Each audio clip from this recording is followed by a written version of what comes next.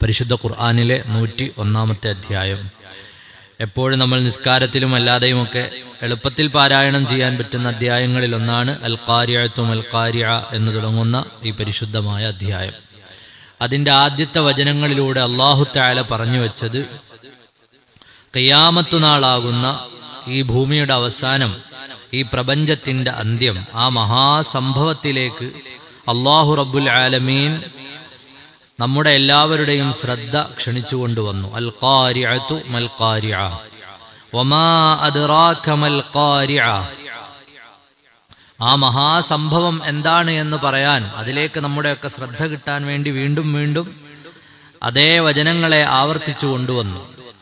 അതിനുശേഷം അല്ലാഹു തആല പറയുകയാണ്, എന്താണ് ആ മഹാസംഭവം അഥവാ ഖിയാമത്ത് നാളിലേക്ക് നമ്മുടെ എല്ലാവരുടെയും ശ്രദ്ധ കൊണ്ടുവന്നതിന് ശേഷം അന്ന് നടക്കുന്ന വിഷയങ്ങളെ അല്ലാഹു പറഞ്ഞു തന്നു. യൗമ യകൂനുൻ നാസു കൽ ഫറാശിൽ മബ്സൂസ്. ഖിയാമത്തിന്റെ ദിവസം, അൽ ഖാരിഅ എന്നതുകൊണ്ട് ഉദ്ദേശിക്കുന്നത് ഖിയാമമാണ് എന്ന് നമ്മൾ കഴിഞ്ഞ ക്ലാസ്സിൽ പറഞ്ഞിരുന്നു. വീണ്ടും ആവർത്തിച്ചത് ഈ വിഷയത്തിലേക്ക് കൂടുതൽ ശ്രദ്ധ കിട്ടാൻ വേണ്ടിയാണ് എന്ന് നമ്മൾ പറഞ്ഞിരുന്നു. ആ ദിവസം യൗമ യകൂനുൻ നാസു കൽ ഫറാശിൽ മബ്സൂസ്, മനുഷ്യൻ ചിന്നിച്ചിതറിയ പാറ്റകളെപ്പോലെ ആയിത്തീരുന്ന ഒരു ദിവസമാണ്.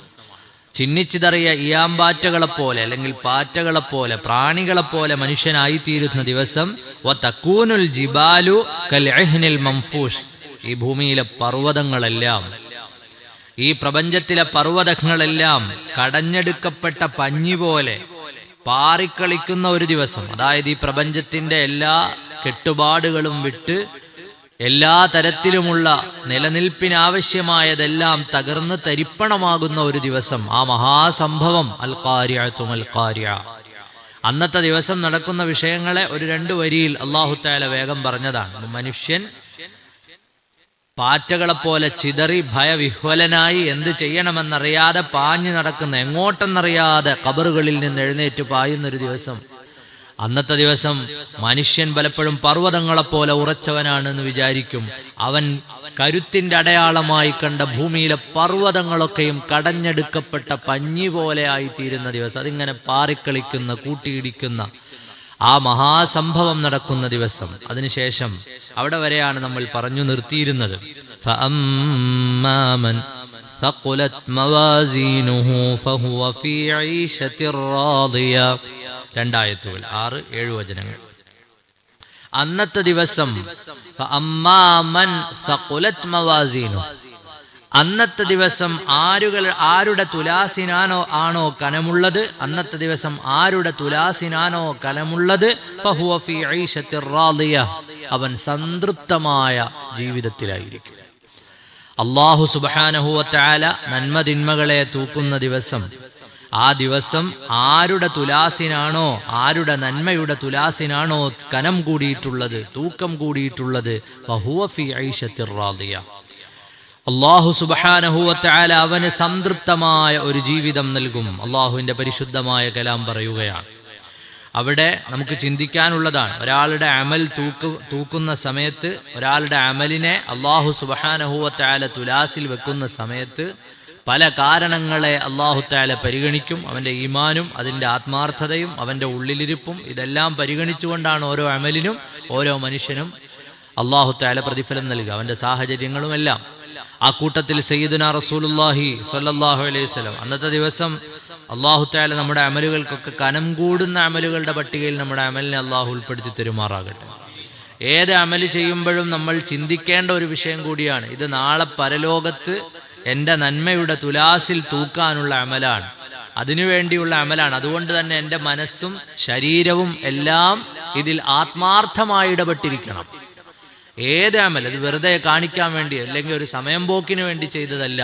അത് എത്ര ചെറിയ അമലാണെങ്കിലും, അത് ജമാഅത്ത് നിസ്കാരമാണെങ്കിലും ഒരു തസ്ബീഹാണെങ്കിലും എന്താണെങ്കിലും, നാളെ അള്ളാഹുവിന്റെ മുമ്പിൽ എനിക്കിത് കനം കൂടിയ ഒരു അമലായി റബ്ബിന്റെ മുമ്പിൽ കിട്ടണം എന്നൊരു ആത്മാർത്ഥത നമ്മുടെ കൽബിൽ വേണം. ഇത് നാളെ അല്ലാഹു തആല തൂക്കി എനിക്ക് പ്രതിഫലം തരാനുള്ളതാണ്.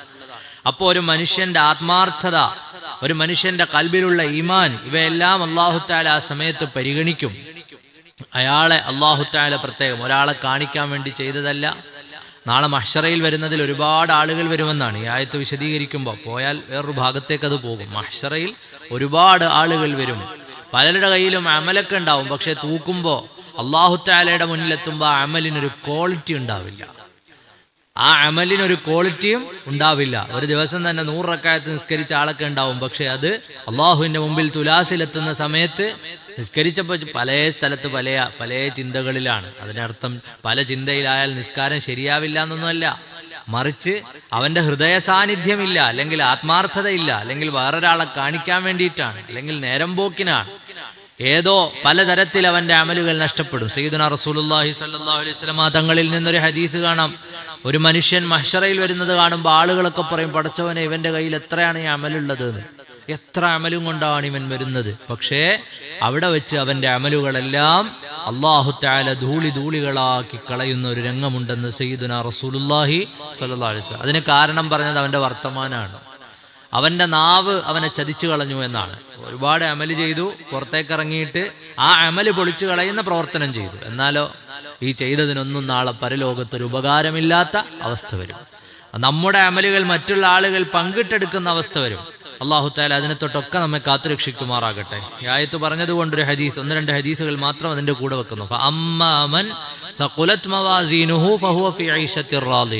ആരുടെ മീസാനിനാണോ കനം കൂടുന്നത്, ആരുടെ മീസാനിനാണോ തൂക്കം കൂടിയിട്ടുള്ളത്, നന്മയുടെ ഭാഗം തൂക്കം കൂടിയവൻ ഫഹുവ ഫീ ഐശത്തിർ റാദിയ, അവൻ സംതൃപ്തമായ ജീവിതത്തിലായിരിക്കും. സയ്യിദുനാ റസൂലുള്ളാഹി സ്വല്ലല്ലാഹു അലൈഹി വസല്ലമ തങ്ങളിൽ നിന്ന് നമുക്ക് പഠിക്കാനുണ്ട്. ഹബീബ് സയ്യിദുനാ റസൂലുള്ളാഹി സ്വല്ലല്ലാഹു അലൈഹി വസല്ലമ തങ്ങൾ നമുക്ക് പഠിപ്പിച്ചു തരുകയാണ്, അല്ലാഹുവിന്റെ അടുക്കൽ മീസാനിൽ വലിയ തൂക്കം കൂടുന്ന അമൽ ഒരു മനുഷ്യനെ വിചാരണയ്ക്ക് കൊണ്ടുവരും. അവന്റെ തെറ്റുകളും കുറ്റങ്ങളും എല്ലാം അടങ്ങുന്ന രേഖകൾ ഒന്നൊന്നായി അവന്റെ മീസാനിൽ വെക്കും. അല്ലാഹു തആല ചോദിക്കും, ഇതൊക്കെ നീ ചെയ്തതല്ലേ? അതേ റബ്ബേ, ഇതെല്ലാം ഞാൻ ചെയ്തതാണ്. ഏതെങ്കിലും ഒന്ന് ഞാൻ വിട്ടുപോയിട്ടുണ്ടോ? നന്മയായോ തിന്മയായോ ഏതെങ്കിലും ഒന്ന് ഞാൻ വിട്ടുപോയിട്ടുണ്ടോ? തീർച്ചയായും ഇല്ല, എല്ലാം ഞാൻ ചെയ്തതാണെന്ന് ഞാനിതാ ബോധ്യപ്പെടുന്നു. അല്ലാഹു റബ്ബുൽ ആലമീൻ അവന്റെ തെറ്റിന്റെ ഏടുകൾ വെക്കുന്ന സമയത്ത് അവന്റെ തിന്മയുടെ തുലാസിന് കനം കൂടി നിൽക്കും. ആ സമയത്ത് സയ്യിദുനാ റസൂലുള്ളാഹി സ്വല്ലല്ലാഹു അലൈഹി വസല്ലം വിശാലമായ ഒരു ഹദീസാണ്, ഇമാം അഹ്മദ് റളിയല്ലാഹു അൻഹു ഉദ്ധരിച്ചത് കാണാം.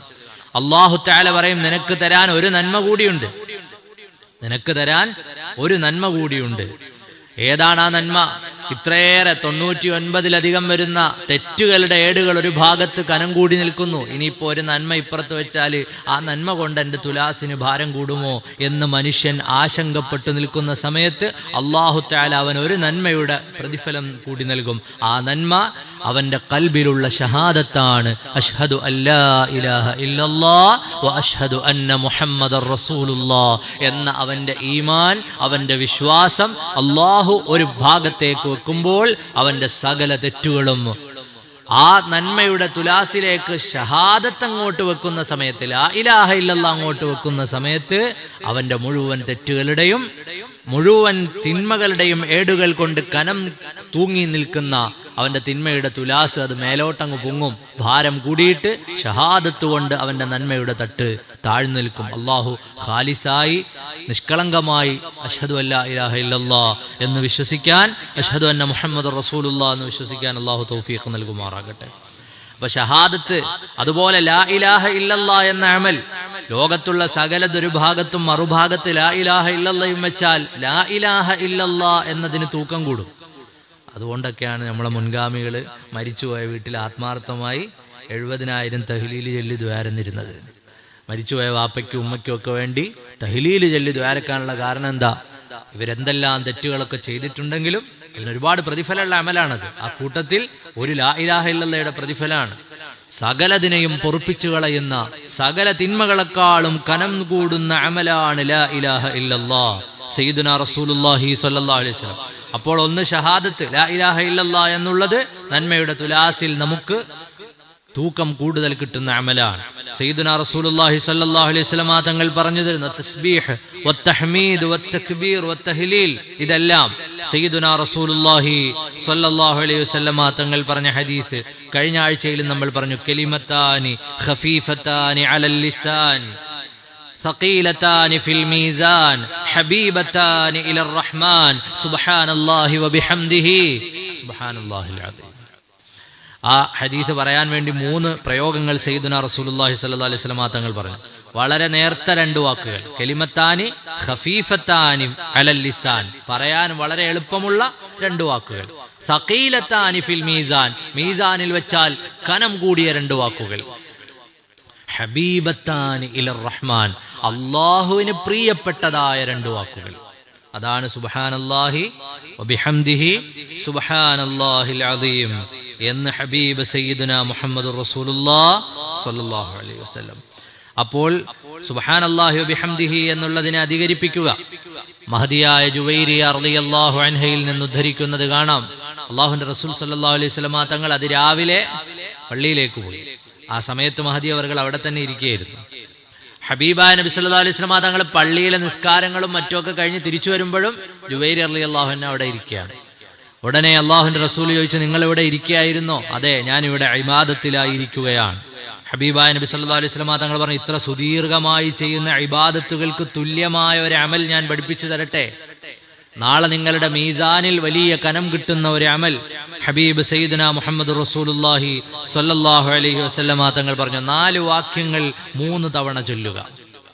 നിങ്ങൾ ഇത്രയും നേരം ചെയ്തുകൊണ്ടിരുന്ന അമലിനേക്കാൾ വലിയ പ്രതിഫലം അതിന് കിട്ടുമെന്ന് പഠിപ്പിച്ചുകൊണ്ട് അല്ലാഹുവിന്റെ റസൂൽ പറഞ്ഞു സ്വല്ലല്ലാഹു അലൈഹി വസല്ലം, ഇന്ന് വരെ ഇതേ സമയം വരെ നിങ്ങൾ ചെയ്ത ഈ അമലിനേക്കാൾ തൂക്കം കൂടിയ ഒരു അമലാണ് സുബ്ഹാനല്ലാഹി വബിഹംദിഹി അദദ ഖൽഖിഹി വറിളാ നഫ്സിഹി വസിനത അർശിഹി വമിദാദ കലിമാതി.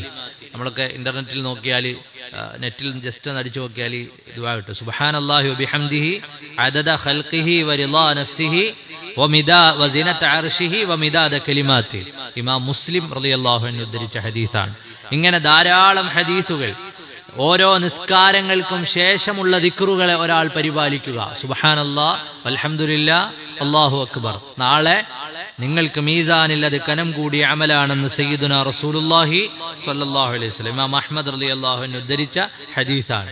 ഹബീബ് സയ്യിദുനാ റസൂലുള്ളാഹി സ്വല്ലല്ലാഹു അലൈഹി വസല്ലം തങ്ങൾ പറഞ്ഞു, നാളെ അല്ലാഹുവിന്റെ അടുക്കൽ മീസാനിൽ കനം കൂടുന്ന അമലുകളിൽ പെട്ടതാണ് ലാ ഇലാഹ ഇല്ലല്ലാഹു അല്ലാഹു അക്ബർ സുബ്ഹാനല്ലാഹി വബിഹംദിഹി. അതിനുശേഷം ഹബീബായ നബി സല്ലല്ലാഹു അലൈഹി വസല്ലം തങ്ങൾ പറഞ്ഞു, ഒരാളുടെ കുട്ടി ദുനിയാവിൽ വെച്ച് മരണപ്പെട്ടുപോയി, ഒരാളുടെ കുഞ്ഞ് ദുനിയാവിൽ വെച്ച് മരണപ്പെട്ടുപോയി, അവൻ അല്ലാഹുവിന്റെ മേൽ ക്ഷമിക്കുകയും ചെയ്താൽ അതിന് വണ്ണമായ പ്രതിഫലം, അവൻ വിചാരിക്കുന്നതിനേക്കാൾ അപ്പുറം മീസാനിൽ കനം കൂടിയ പ്രതിഫലം ലഭിക്കുമെന്ന് സയ്യിദുനാ റസൂലുള്ളാഹി സ്വല്ലല്ലാഹു അലൈഹി വസല്ലം. അപ്പൊ ഇതിലൊക്കെ ഈ ദിക്റുകളൊക്കെ നമുക്ക് ചെല്ലാവുന്നതും നമ്മുടെ ജീവിതത്തിൽ കൊണ്ടുവരാവുന്നതുമാണ്. ഹബീബ് സയ്യിദുനാ റസൂലുള്ളാഹി സ്വല്ലല്ലാഹു അലൈഹി വസല്ലം തങ്ങളിൽ നിന്ന് ഇമാം അബൂ ദാവൂദ് ഉദ്ധരിച്ച ഹദീസിൽ കാണാം, മീസാനിൽ നന്മയ്ക്ക് ഭാരം കൂടുന്ന ഒരു കാര്യം നിങ്ങൾക്ക് പഠിപ്പിച്ചു തരട്ടെയോ? മാ മിൻ ഷൈഇൻ അസ്ഖലു ഫിൽ മീസാനി. ഹബീബായ നബി സല്ലല്ലാഹു അലൈഹി വസല്ലം തങ്ങൾ പറഞ്ഞു തരുകയാണ്, മീസാനിൽ നന്മയുടെ ഭാഗത്തിന് ഭാരം കൂടുന്ന ഒരു കാര്യം.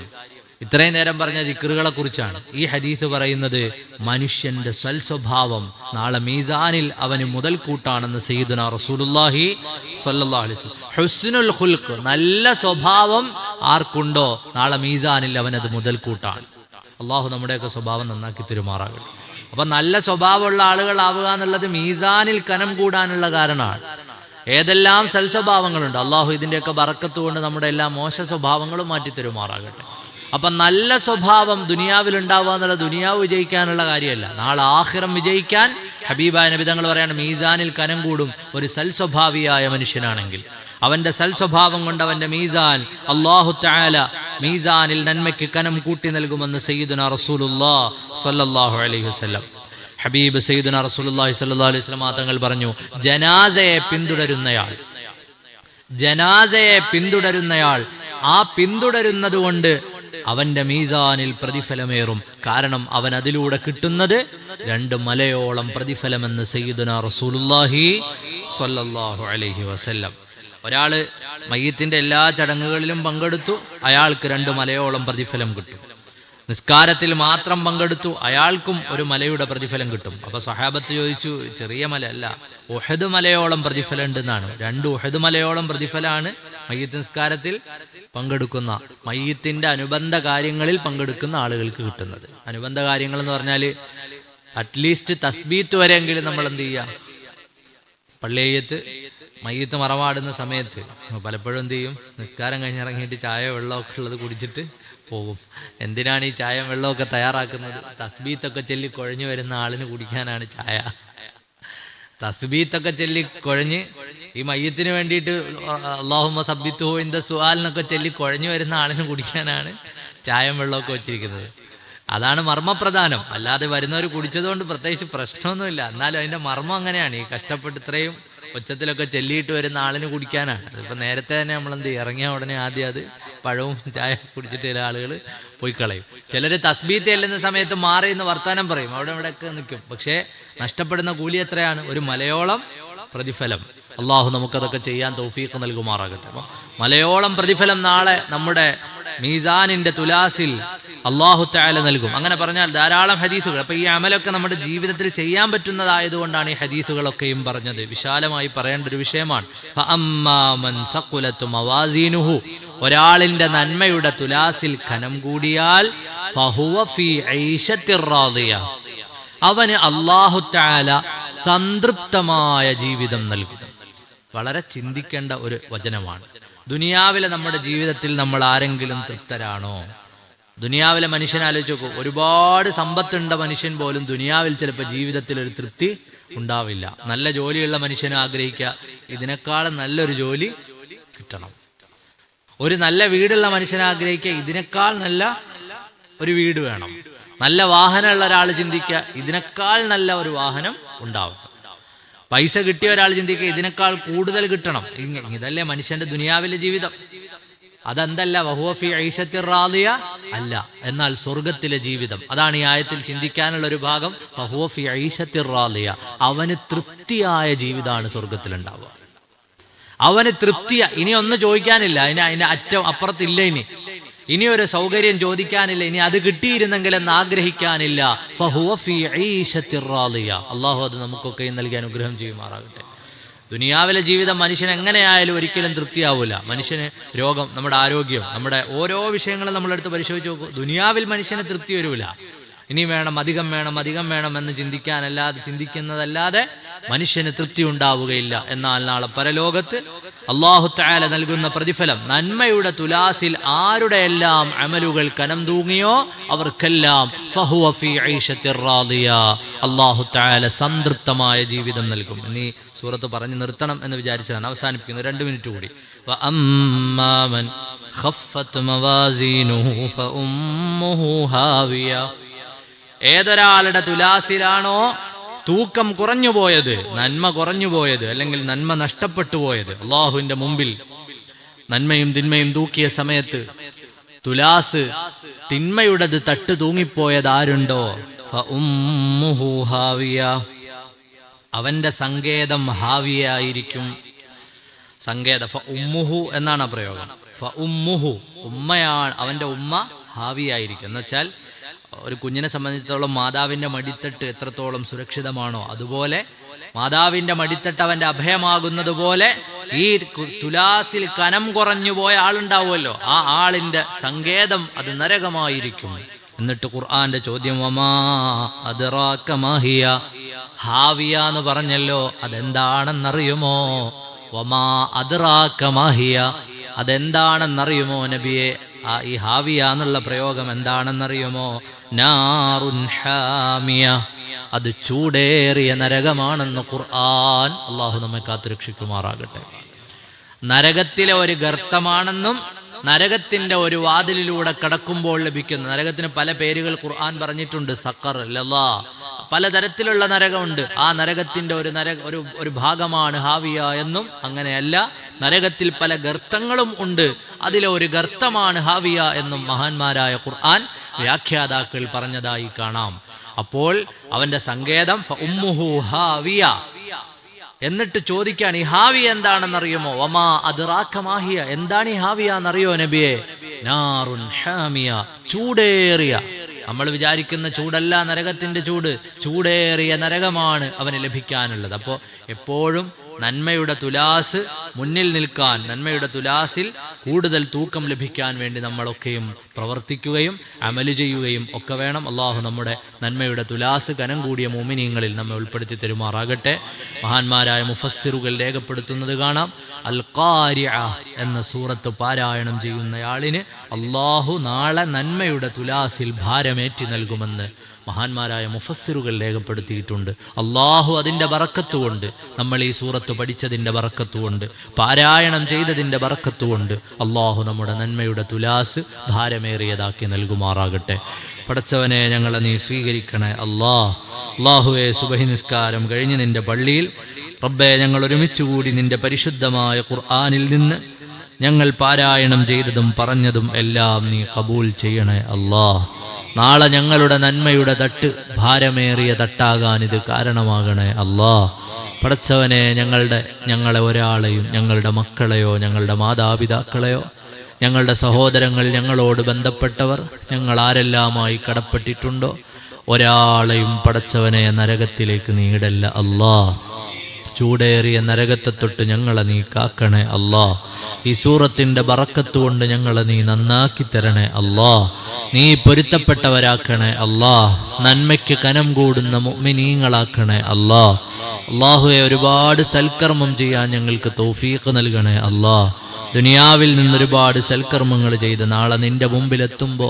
ഒന്നുമില്ലാത്തൊരവസ്ഥയെ തൊട്ട് ഞങ്ങളെ നീ കാക്കണേ റബ്ബേ, ഞങ്ങൾക്ക് എല്ലാ തരത്തിലും നീ ഖൈറു ചെയ്യണേ ബറക്കത്ത് ചെയ്യണേ നിന്റെ ഖുർആനിന്റെ ബറക്കത്ത് കൊണ്ട് ഞങ്ങളുടെ എല്ലാ കാര്യങ്ങളും നീ റാഹത്തിലാക്കണേ റബ്ബേ, ബിസിനസ്സുകൾ, സ്ഥാപനങ്ങൾ, സംരംഭങ്ങൾ ഞങ്ങൾ ഇടപെടുന്നതിലെല്ലാം നീ ബറക്കത്ത് ചെയ്യണേ വിജയം നൽകണേ അല്ലാഹുവേ, പള്ളിയിൽ നിസ്കാരങ്ങൾക്കും മറ്റുമായി വന്നുകൊണ്ടിരുന്ന പലരും രോഗികളാണ്. പ്രത്യേകിച്ച് ഖുർആൻ ക്ലാസ്സിന് മൈക്കും മറ്റുമൊക്കെ എടുത്തു വെക്കുന്ന ഉമർക്ക, അല്ലാഹുവേ അദ്ദേഹത്തിന് നീ ശിഫ നൽകണേ അതുപോലെ വീണ് കൈ ഒടിഞ്ഞു കിടക്കുന്നവരുണ്ട്. റബ്ബേ, ആ ഒടിവും ചതവും എല്ലാം നീ പരിഹരിച്ചു നൽകണേ അവർക്കൊക്കെയും നീ ശിഫാ പ്രദാനം ചെയ്യണേ അല്ലാഹുവേ, ആജിലും കാമിലുമായ ശിഫ കൊണ്ട് ഞങ്ങളെല്ലാം നീ അനുഗ്രഹിക്കണേ രോഗങ്ങൾ, പ്രയാസങ്ങൾ, വിഷമങ്ങൾ ഞങ്ങൾക്ക് നീ മാറ്റിത്തരണേ റബ്ബേ, ഖുർആനിന്റെ ബറക്കത്ത് കൊണ്ട് നാളെ പരലോകത്ത് ഞങ്ങളെ നീ രക്ഷപ്പെടുത്തണേ വസല്ലല്ലാഹു വസല്ലം അലാ സയ്യിദിനാ മുഹമ്മദിൻ വആലിഹി വസഹ്ബിഹി അജ്മഈൻ വൽഹംദുലില്ലാഹി റബ്ബിൽ ആലമീൻ ബിഹഖി സല്ലല്ലാഹു അലാ മുഹമ്മദ്.